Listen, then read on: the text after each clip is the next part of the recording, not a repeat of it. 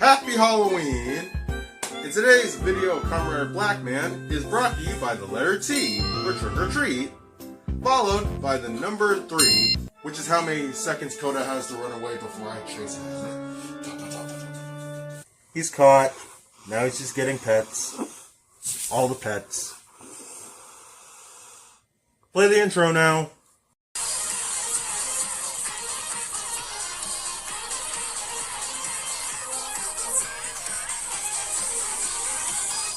When you think of Halloween, do you think about ghosts, monsters, or candy? Because today, I want to talk about the treat part in trick-or-treating. So today's video, we are reviewing Kamen Rider Gavv. Let's start off where we usually do, with the opening. This song is not bad. It's pretty fine. Like, in my opinion, I think compared to the rest of the show, it doesn't keep up. Like, because look at Final Judgment and, I don't know, I guess, I can't think of the name of that other song. The whatever's the name of that song. It's like, compared to those, like, the opening just doesn't keep up. Because you have action-packed and, well, the quirky side of this show. And Got Boost is just, well, positive. Like, it's so positive for its own good. But I just feel like compared to the rest of the music in this show, like, it's not what you come for. It's like, it's not the song you want to listen to, like, while a fight's happening. That is almost anything else. Like, for example, Final Judgment, which is so lit. It's so lit. I love listening to Final Judgment anytime shit's about to get done. But the opening, overall, not a bad song. It's about average. It's not my favorite, but that's fine. Episode 1, A Snack Kamen Rider. Our show opens with a man escaping from an alternate dimension while being hunted by the agents, the minions of this show. Once he falls and lands in our world, he's out cold, it's the next day, and he's at the beach. Considering he was free-falling in the air, how does that not kill him? And yet, a scene later, he's saving the kid from getting hit by a car just by taking the full brunt of the hit, damaging the car and even knocking the passengers out of the vehicle.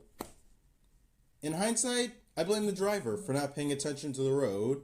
The man's name is Shoma, and the kid he was with found him on the beach, half conscious and hungry.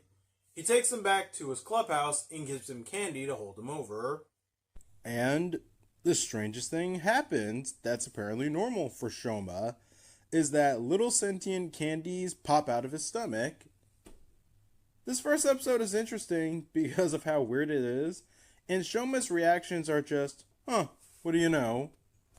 The little cartoony, alive-looking candies are called gochizos, and they came from Shoma's second stomach that doubles as his driver, his Gavv. Getting it out of the way now because Shoma is our main rider for this season. He's not human. He's half human, half granute, which we'll see right now are the monsters of this season.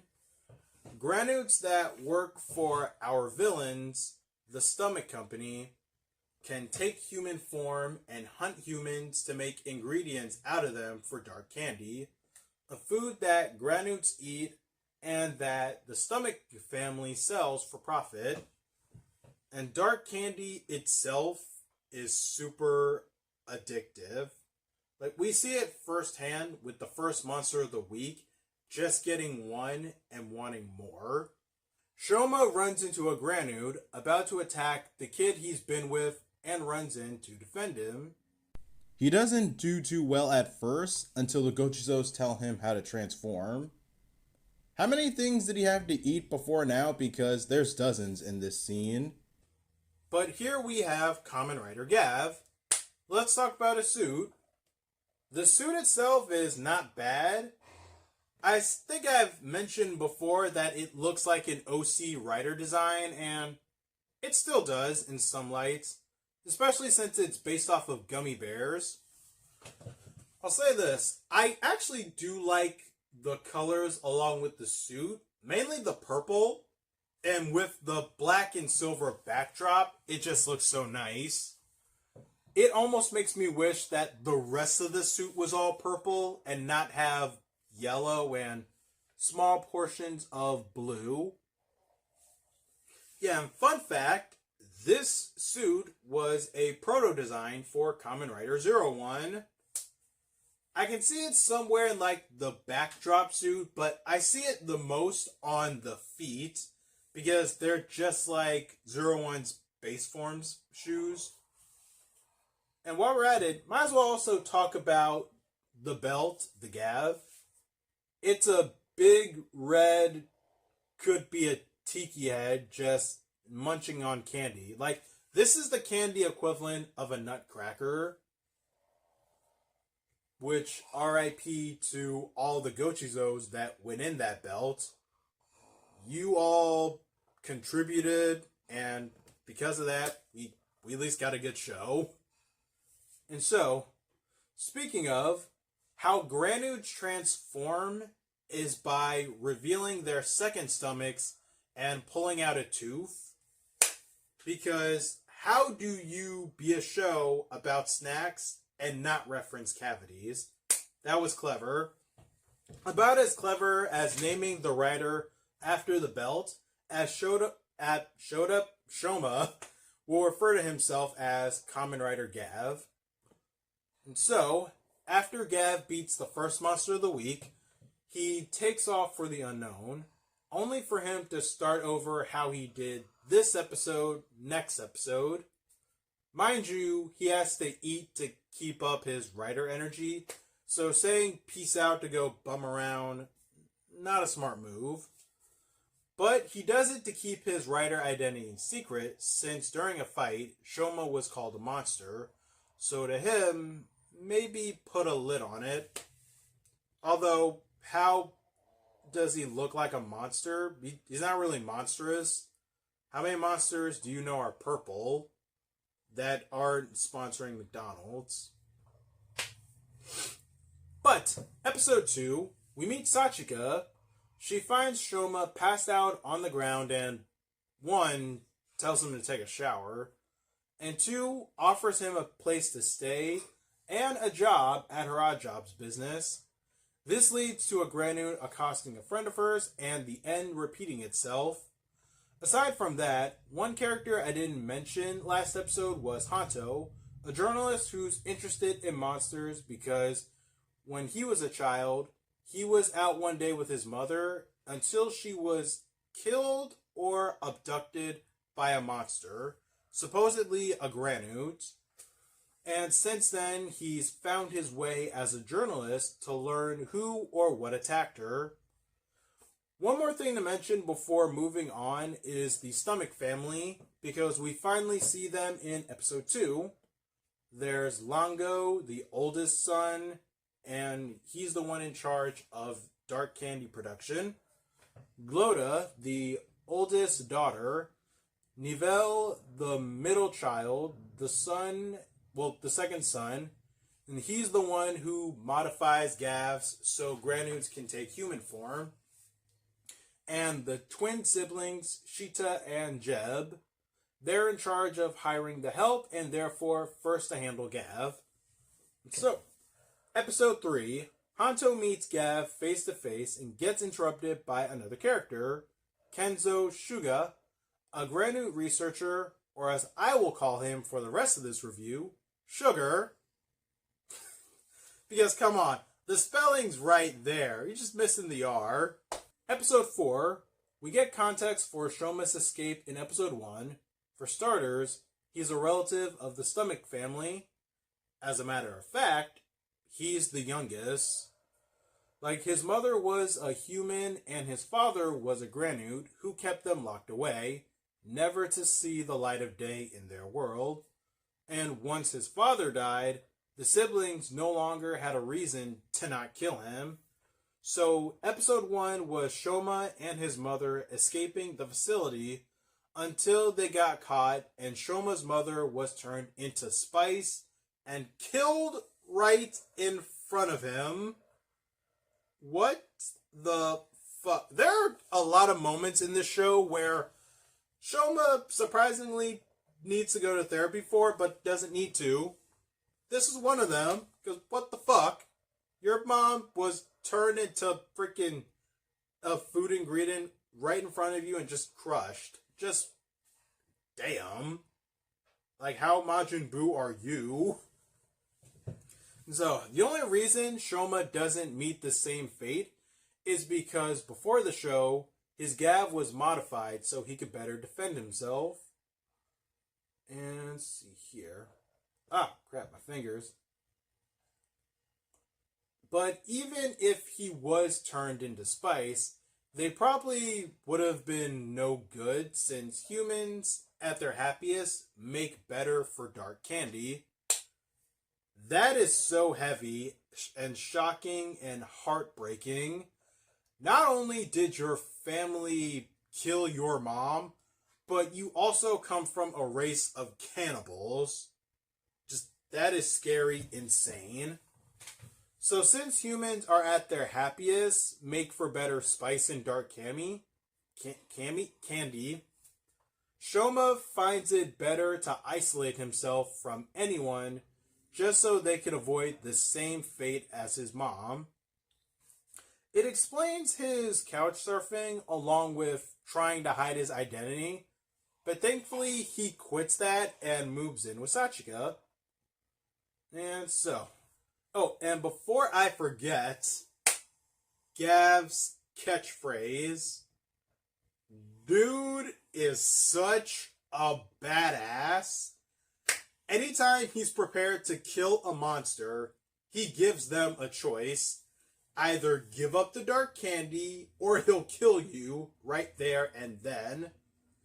Man's is dangerous, and it's only said once in episode, which is perfect, which he saves it only for the moment he knows he's about to get shit done. Like, if he said it, like, almost every time, it wouldn't be as cool. But, bro, my favorite time that he says it is, like, in the second episode, where he's sitting on a ledge, high above the monster, just holding his swords, looking badass.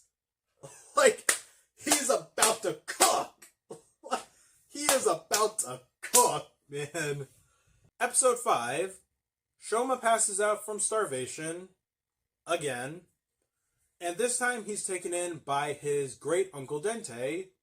He is the one who, unfortunately, created the way to compress humans into spice. We'll learn later that how dark candy came about was Shoma's great-grandfather and Dente's brother basically promoting cannibalism without telling Dente what he brought over from another world, and said ingredient put their sales through the roof and changed the stomach company from a normal confectionery to the candy equivalent of drug dealers. But Dente's the one who also modified Shoma's Gavv. Shoma's father cared for him in his own way and asked his brother to perform surgery on a young Shoma to defend himself. And during that time too, studying Shoma, he grew to admire him too. He even moved to our world to study humans. And he loves the food here, which I don't blame him. I don't know what Granutes eat, but they do eat rocks. And again, very clever. Granite, nice touch. The encounter encourages Shoma to not only fight to protect people, but to keep people happy. Episode 6, A Bitter Chocolate Transformation. Because of events from the last episode, Hanto missed out on a stakeout with his boss. He goes to check in with him, and he's not around. He goes to where he's staking out and finds his boss compressed into spice. And worse, the spice is broken, so he's dead. I didn't catch it the first time I watched this episode, But then I realized how short the spice was, as if someone crushed it in their hand. Ugh. I feel so bad for Hanto. His mom died, and his boss, who was basically his parental figure, was killed too. He goes to Sugar to see if he could save him, and he can't. So instead, he offers him a chance for revenge. Back in episode 3, he stole some Gochizos off of Gavv to go towards an experiment, the creation of a new rider. He offers the chance to Hanto, and he accepts. But in order to transform, he needs a granite organ that Sugar cuts him open through surgery.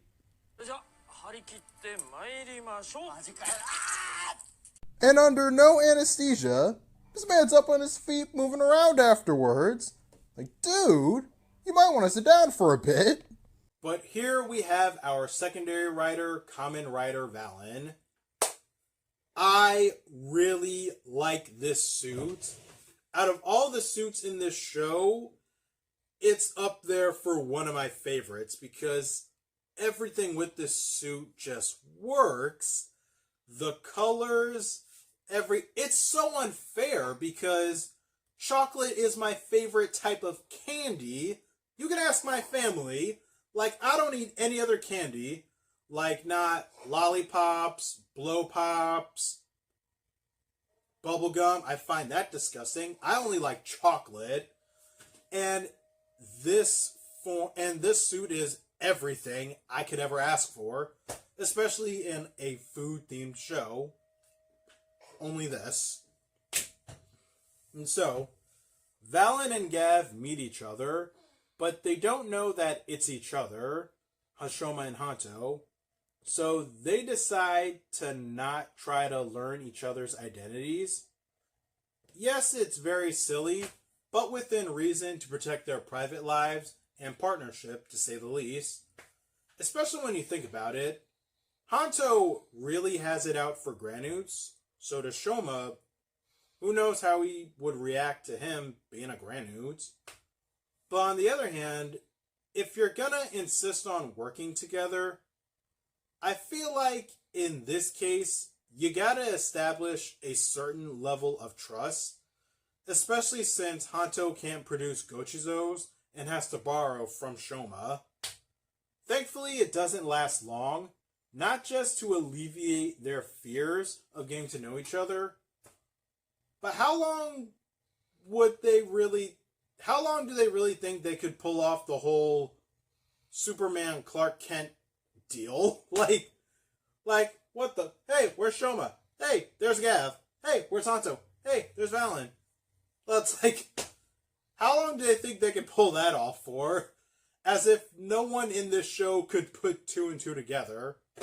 Spoiler alert, they can, and that's what makes this show great. Speaking of, Gavv has other forms, all based off of snacks, and all of them are pretty ridiculous. The chocolate form is the most comical because it's his sniper form and it's based off the cowboy. But the marshmallow form, who needs new tires? Because there's the Michelin Man. If anyone's seen my Kamen Rider Gavv catch-up video with Uni Warrior Thomas, you'd remember me asking if these forms seem too food-related, because all of them have their strengths and weaknesses. For example, the potato chips form gives him dual swords, but the blades are so easily breakable if you hit them from the wrong angles, and none of the forms can take a major hit because food itself is delicate. The only form that doesn't seem to suffer is the lollipop form, where he's a tank with shoulder cannons. Honestly, between the two of them, I prefer Valen's forms more because they look better and he has the better desserts, those being donuts and Christmas cake. Shoot, the Christmas cake form is one him and Gavv use, but it looks better on Valen. Episode 11, going into episode 12, Hanto and Shoma learn each other's identities. Hanto's was revealed first when he took a blast head on that demorphed him, and then he guessed right away that Gavv was Shoma. And once they learned who they are, they talk it out.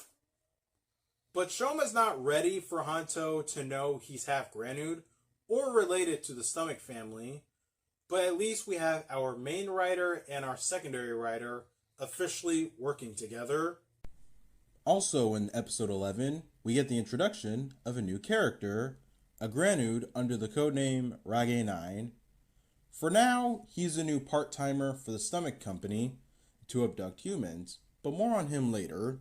Episodes 13 and 14 revolve around the twin siblings, Sheeta and Jeb.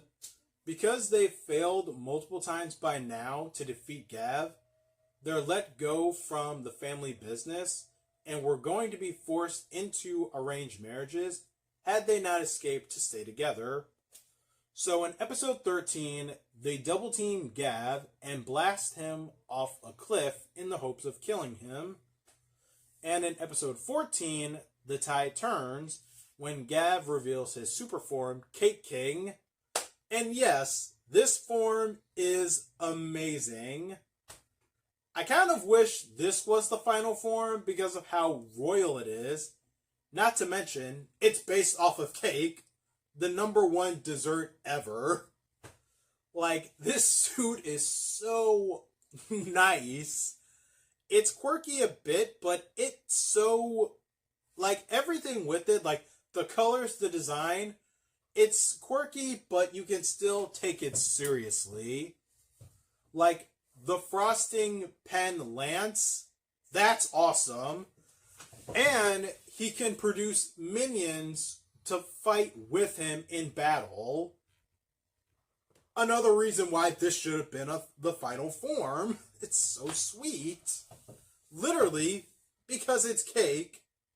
Gavv fires his killing blow, and Sheeta pushes Jeb out of the way, taking the whole brunt of the blast, killing her. What comes before and after Sheeta's death is fascinating, dramatically speaking. 1. Before firing, Shoma reflects on their past together. He thinks to himself, things didn't have to go this way. We could have been family. This shouldn't have gone this far. 2. He still pulls the trigger. Yes, they're family, but how many people have suffered because of them? You can't walk back how many people have been processed into dark candy. There's no buts about it. And I respect how resolute Shoma was about it, because Granudes are out here hunting people. You either stop or get stopped. And 3, the acting. Jeb breaks down, horrified, not only by his sister's death, but that she sacrificed herself for him, and he can't take it. He loses it, and I believed every second of it. His performance was too hard to not believe, as opposed to last season.